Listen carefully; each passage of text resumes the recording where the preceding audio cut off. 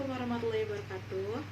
Nama saya Dwi Kusuma Wardani dari kelas 6C Pendidikan Biologi Universitas Muhammadiyah Profesor Dr. Hamka. Video ini saya akan membawakan sebuah video guna memenuhi tugas akhir ujian akhir semester mata kuliah pembinaan kompetensi mengajar. Saya akan membawakan mata pelajaran teori evolusi dengan skenario menyambung pertemuan minggu lalu. Selamat menonton. Assalamualaikum warahmatullahi wabarakatuh. Selamat pagi anak-anak. Alhamdulillah kita dapat bertemu di pertemuan minggu ini. Dan pada hari ini sebelum kita memulai pelajaran, ada baiknya kita membaca doa terlebih dahulu. Membaca doa menurut kepercayaan masing-masing. Membaca doa dimulai.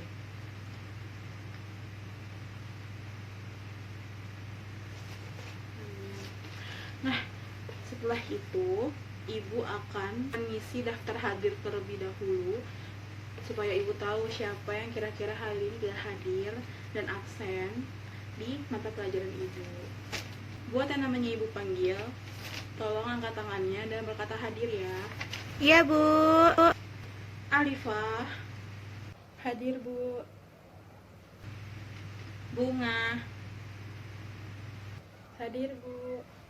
Anissa, hadir Bu. Ternyata hari ini hadir semua.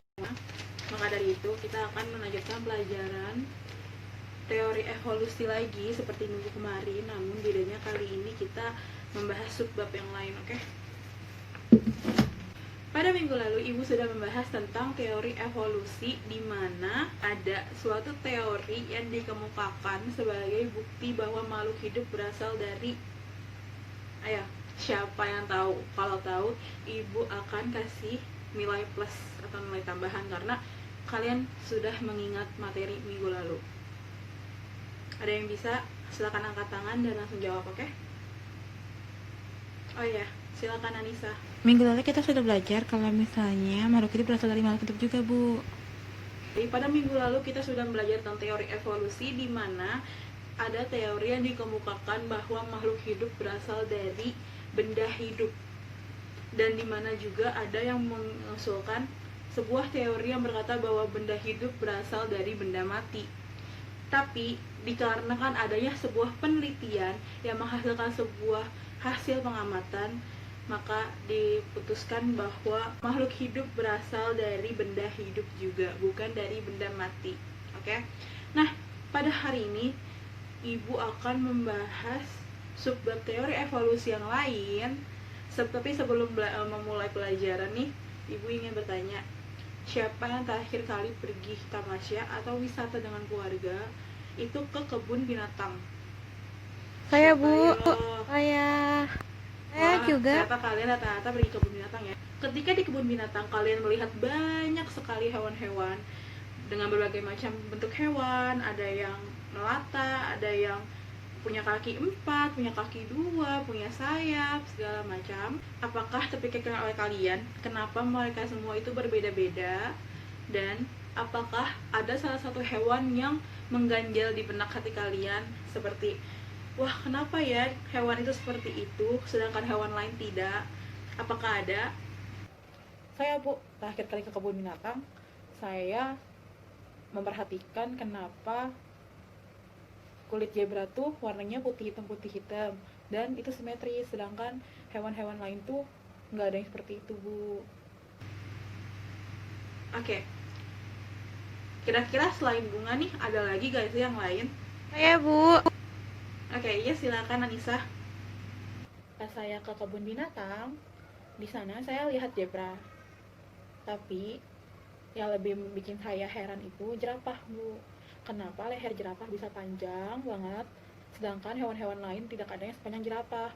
Unta emang panjang juga lehernya, tapi nggak sepanjang jerapah. Tapi kenapa jerapah bisa sepanjang itu? Dan kenapa hewan-hewan lain tidak ada yang sepanjang itu, Bu? Nah, seperti Bunga dan Anissa katakan, mereka mengganjal kayak Bunga berkata bahwa kenapa ya zebra warna kulitnya belang-belang, sedangkan binatang lain tidak. Belang-belang itu simetris, sedangkan binatang lain tidak gitu kan. Nah kalau misalnya Anissa berkata bahwa kenapa ya jerapah lehernya tinggi sedangkan binatang lain tidak gitu kan, itu maksudnya Anissa ya. Nah kebetulan banget apa yang dikatakan oleh Anissa, binatang jerapah itu punya sangkut paut dengan teori evolusi. Kira-kira siapa yang tahu teori evolusi seperti apa yang dikemukakan tentang binatang jerapah tersebut dan siapa tokoh-tokohnya? Apa ya? Saya pernah ingat Bu, tapi saya lupa apa ya. Oh iya, teori Darwin Bu, teori evolusi Darwin. Kira-kira apa sih isinya? Isinya itu teorinya pokoknya tentang seleksi alam Bu. Nah ada lagi nih selain teori Darwin yang sudah disebutkan oleh teman kalian, kira-kira siapa yang tahu satu tokoh lagi yang mengemukakan teorinya tentang teori evolusinya berhubungan dengan jerapah ini? Ayo siapa? Saya buat tentang teori lama Itu lebih ke apa ya teman-teman, teori yang mengatakan bahwa jerapah lehernya pendek semua Bu. Terus saya lupa Bu apa lagi. It's okay, nggak apa-apa kalau misalnya kamu lupa, ibu akan jelasin setelah ini ya, menjelaskan tentang teori evolusi yang berhubungan dengan jerapah oleh beberapa tokoh yang terkenal adalah teori Darwin dan teori Lamarck. Pertama kali ibu bahas yaitu teori Lamarck. Teori Lamarck itu berkata bahwa jerapah dahulu kala lehernya pendek. Leher jerapah itu pendek, namun pepohonan itu tinggi. Karena dia harus memakan daun-daun yang ada di pohon yang tinggi itu, maka lama-kelamaan ia akan berubah menjadi berleher panjang karena lama-lama terbiasa menarik lehernya, sehingga terjadilah leher jerapah menjadi panjang menyerupai atau setinggi pohon.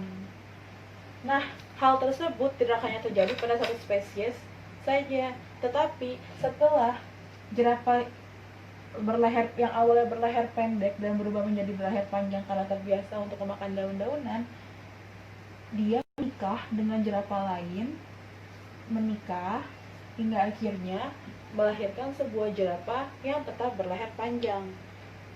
Itu adalah teori Lamarck.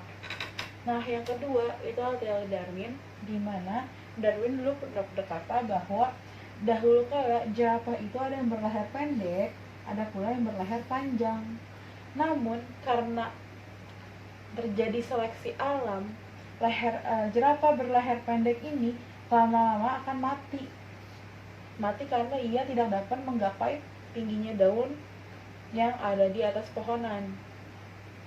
Dan akhirnya jerapah yang leher panjang inilah yang akhirnya bertahan hidup, dan dia yang masih ada sampai sekarang ini. Itu menurut teori evolusi Darwin. Dengan terjadinya seleksi alam. Itu semua disebut dengan seleksi alam seperti teorinya Charles Darwin, dan teori yang dianggap benar adalah teori Charles Darwin karena tidak mungkin jika seekor jerapah yang awalnya berleher pendek lama-kelamaan menjadi berleher panjang, dan ketika ia kawin akan menjadi leher panjang juga karena genetik awalnya ialah leher pendek. Sejauh ini ada yang ingin bertanya? Itu semua disebut dengan seleksi alam seperti teorinya Charles Darwin, dan teori yang dianggap benar adalah teori Charles Darwin karena tidak mungkin jika seekor jerapah yang awalnya berleher pendek lama-kelamaan menjadi berleher panjang, dan ketika ia kawin akan menjadi leher panjang juga karena genetik awalnya ialah leher pendek. Sejauh ini ada yang ingin bertanya? Saya mau bertanya tentang teori evolusi yang katanya dikemukakan oleh Darwin juga, bahwa nenek moyang manusia itu kera. Itu benar apa enggak sih Bu? Soalnya saya agak bingung gitu, berarti kita keturunan kera ya Bu ya? Oh iya, untuk teori yang satu itu adalah teori yang salah kaprah atau sangat-sangat salah. Charles Darwin tidak pernah berkata bahwa nenek moyang manusia adalah seekor nenek moyang manusia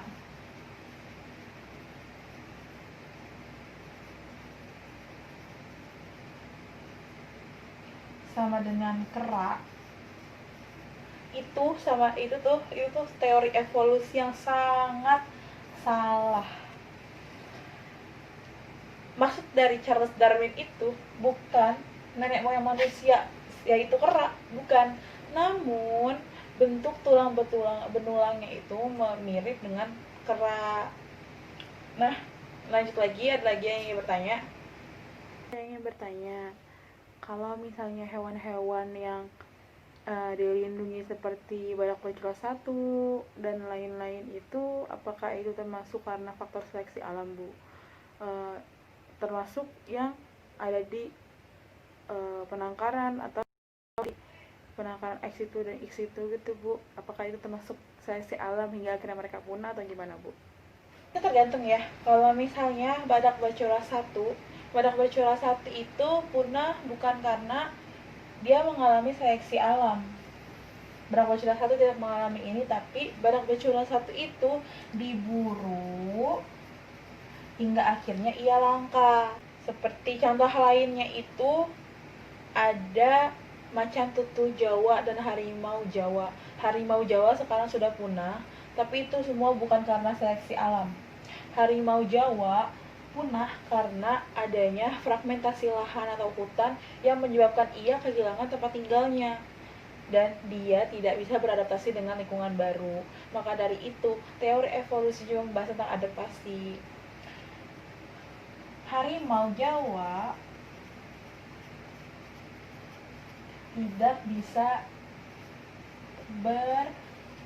beradaptasi sehingga menyebabkan ia punah.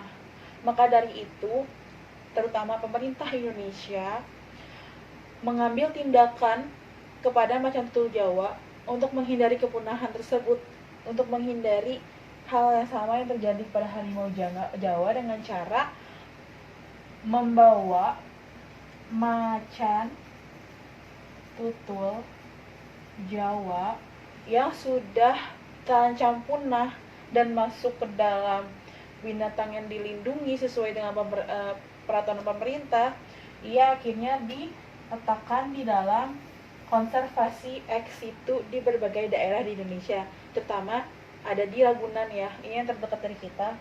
Kalau kalian mau lihat boleh ke Ragunan atau di Bandung, dan di Bandung itu ada di kebun binatangnya dan ada juga di penangkarannya.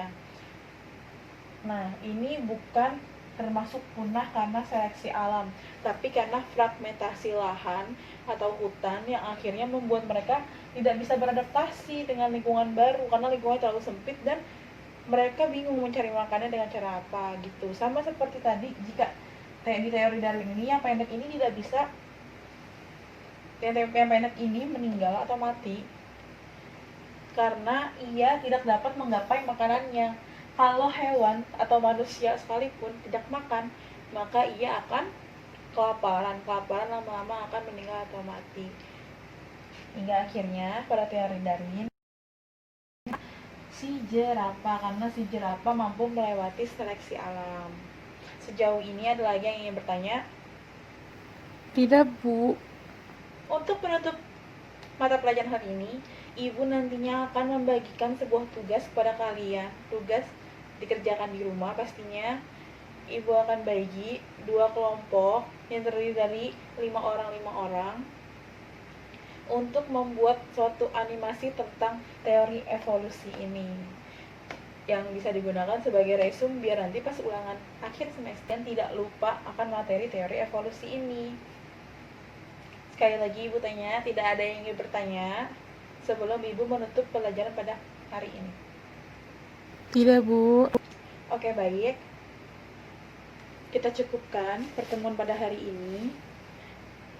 Semoga apa yang Ibu sampaikan dapat berkenan dan memberi makna untuk kalian di rumah. Nanti dipelajari ulang.